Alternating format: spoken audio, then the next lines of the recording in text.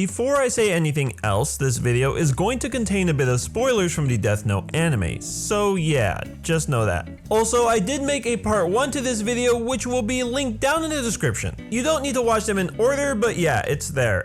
Anyways, I'ma skip the intro today cause I'm not really feeling it, so with that being said, let's jump into the references. Number 10. No Rin. The series follows main character Kosaka Hada, who has developed a crush on the new transfer student Ringo Kinoshita. Prior to enrolling into agricultural school, Ringo was pretty popular in showbiz and appeared to have things going for her in life. For whatever reason though, she decided to leave the life of fame and fortune behind. Kosaku, a fan of her past work, is low-key obsessed with her and has made it his mission to win her affections. In episode 2 of No Rin, he and his friends volunteer to take her on a tour around her new school, with the hopes an opportunity to sway her will arise. After they finish showing her around, they throw her a small welcoming party in which they all eat and play games together. They decide to play a game known as the King's Game. How it works is everyone participating are required to draw straws, one of which has a bit of red tape on the end. The player who draws this stick is the king and is able to call out requests which the others are required to do if they are selected. However, he first needs to figure out the numbers correlated with everyone else's straw in order to make sure it is Ringo he selects to hand feed him, and do some other stuff. As he notices some hints coming from his friends, he makes this really weird facial expression while thinking to himself everything is going according to plan. This scene is meant to be a reference to Death Note, specifically the scene where Light Yagami regains his memory of the notebook.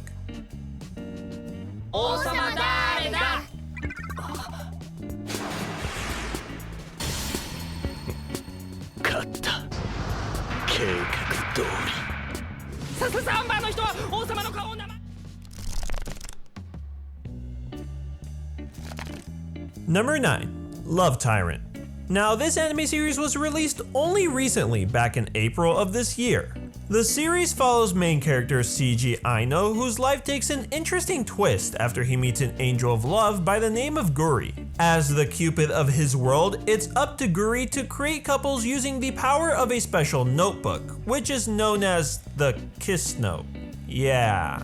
Apparently, all it takes is writing down a couple of names for 2 individuals to become destined for love. There can even be more than 2 people in one relationship apparently. As for how CG gets involved, well, he has his name written in by mistake, and he only has 24 hours to kiss someone before not only Cupid dies, but he becomes forever doomed to remain a virgin. So I guess you could say the series is kind of dark in its own unique way. Definitely one of the more interesting choices for plot I've seen, but alright, why not?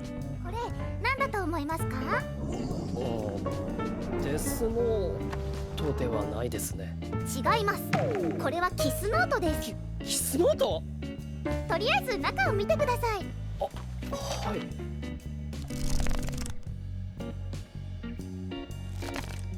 Number 8. Danganronpa.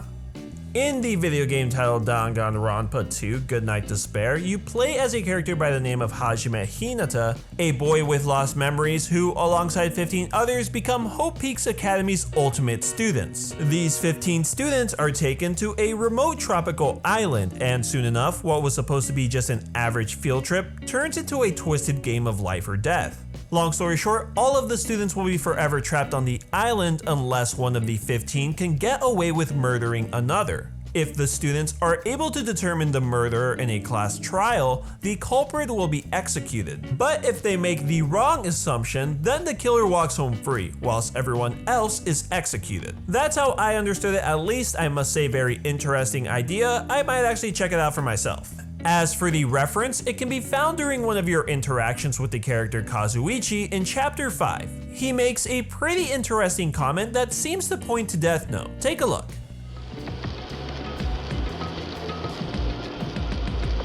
Of course not!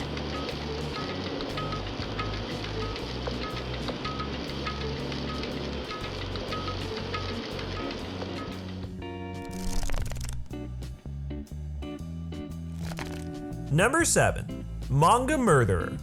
There was a murder investigation known as the Manga Murder that took place in Belgium back in 2007, after parts of a mutilated corpse, specifically the torso and two thighs, were discovered in Park Dudden in Forest, Brussels. The possible serial killer would later be dubbed the Manga Killer, due to a few notes that were found near the dismembered body parts, which is actually an incorrect mistranslation of I am Kira. So close, bud, so close. Another interesting detail, however, was the location where the victim was found. The remains were found very close to the highest point of Brussels, which police believe to have some sort of symbolic meaning, seeing as how Kira often viewed himself to be a god. For many years, this case remained unsolved until June of 2013, when two suspects were convicted to prison sentences of 20 years. A third suspect was convicted for a prison term of 23 years, but fled authorities after appearing in court for just one day, meaning that technically, Kira is still out there.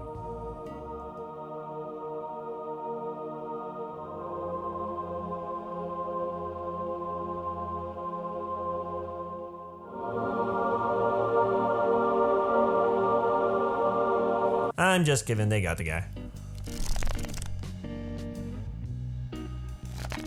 Number 6. Hayate the Combat Butler. In episode 23 of Hayate the Combat Butler, Katsura Yukiji, a teacher at Hakuo Academy, has been demoted to a substitute teacher and replaced by Shiori Makimura. Filled with jealousy, Katsura seeks revenge and tries to find a way to get her job back. She devises up a plan using main character Hayate, plotting to make it look as though the two are secretly involved in a love scandal, which she plans to capture on camera and release to the entire school. Hayate does try his best to stop her, but in the end she somehow manages to get the shot and runs off while making this really unusual face while telling herself that she's going to become God. Later on in the episode, there is another instance in which she seems to mimic Kira after he convinces Shiori Makimura that they are friends. And lastly, there is also a short reference during the commercial break cutscene where she can be seen holding a notebook and can be heard saying I love apples. まさか偶然こんな写真が撮れてしまうなんて。早いとこ学院中の掲示板に貼らなくては。おい、何考えてんですか。私は新世界の神となる。うわ。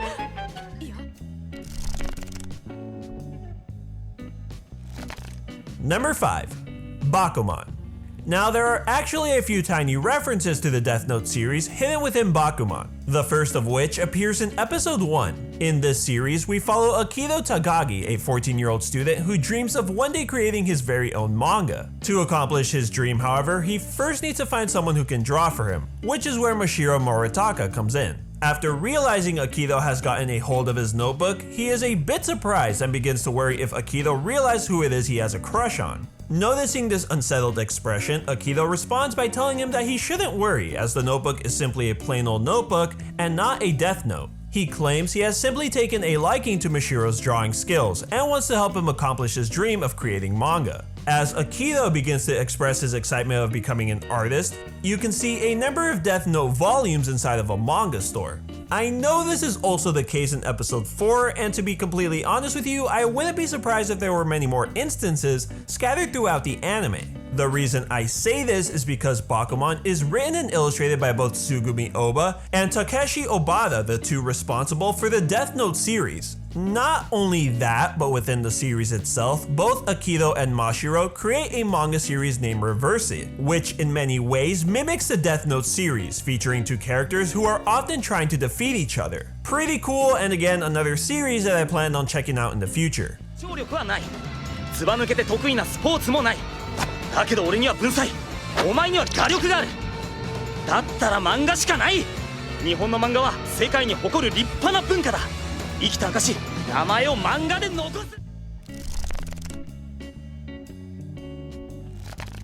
Number 4. Gintama. Like anyone was surprised. Episode 25 of the Gintama anime is completely Death Note themed, though it's not as obvious as you might think. I actually decided to skim through the episode, but from what I gathered, it's basically everyone fighting over a pot of food. Interestingly enough though, they are strategically trying to outsmart the other in the same manner that Light and L often fought through the use of inner dialogue. At the very end of the episode, however, Ryu can actually be seen making a short cameo, stating that all humans are annoying. This was about the time viewers probably realized the whole episode was meant to be a reference to Death Note.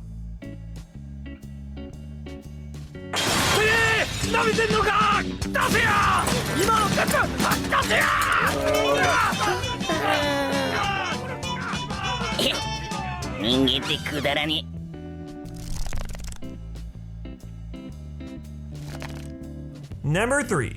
Kimi ni Todoki. With the release of the second season of Kimi ni Todoki, there was actually a special episode that recapped the events that took place in the first season, all from the perspective of Kurumi, one of the show's characters. You may also know her as Umi, which is her real name, though she really dislikes being called it. So much in fact that she actually has a notebook with all the names of everyone who's ever called her that.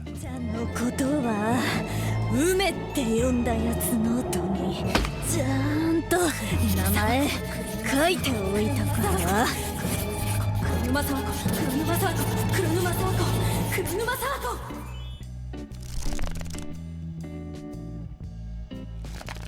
Number 2. Death Parade. In episode 11 of Death Parade, near the very start of the episode, we are given a brief explanation of a place known as the Void. It is quite literally a soul graveyard which dooms anyone trapped within it to feel as though they are falling for eternity, with only negative emotions to accompany them. Sounds like an anxiety disorder that never goes away. It's pretty scary to think about, really. But it is the character Mayu who is put in a very difficult predicament, as she is basically forced to choose whether to retrieve the soul of Harada, which has been lost. To do this, however, his soul must be exchanged with the soul of another. Ginti, the one capable of retrieving Harada's soul, pulls up a picture of a seemingly random person. Well, the man in the photo, whose character is irrelevant to the story, actually looks very similar to Light Yagami. What I find most interesting about this is the mention of him going into the Void, a place where your soul is lost forever. Sort of like the way Light Yagami, who claimed ownership of the Death Note, can no longer enter heaven or hell. Let me know what you guys think about this. なんで私が選ぶの？人間はバカみたいに同じ行動をとる。いつか死ぬことを忘れていたくせに、死と隣り合わせになった途端、生にしがみつく。だから。Number 1. Tokaido Ichizon. In episode 2 of this anime, the student council over at Heikyu Academy are all preparing for their upcoming midterm exams. One of the senior girls, Kurimu Sakurano, is the president of the student council and decides to try to motivate the others to do their best. After all, as a member of the school council, you need to become a good role model to the rest of the school, right? Well, that's definitely some good advice, though she doesn't seem to follow it. Realizing that her grades are far below the other council members, she becomes motivated to do well on the upcoming exam, seeking help from others and even borrowing a special notebook from her friend Chizuru. And she fails anyways. Confused on how this could have happened, one of the council members decides to look over the notebook Chizuru had let Kurimu, only to find a black notebook within it. As they make this discovery, however, Chizuru comes into the room and warns them not to touch or write any names within its pages, claiming that it will get them into trouble. And even though you don't actually get to see the cover, that's pretty spot on to me. If you are for whatever reason still not convinced, however, the ending bit will definitely fix that for you. あと名前も絶対に書いちゃダメよ。大変なことになるから。なんかいますよね。俺見えてないけどいますよね。 And there you have it, guys, 10 more references to Death Note hidden in other works. Hopefully you guys did enjoy this video and learn something new from it. If you did, I would appreciate it if you could drop me a like on the video, as it definitely motivates me to keep making these.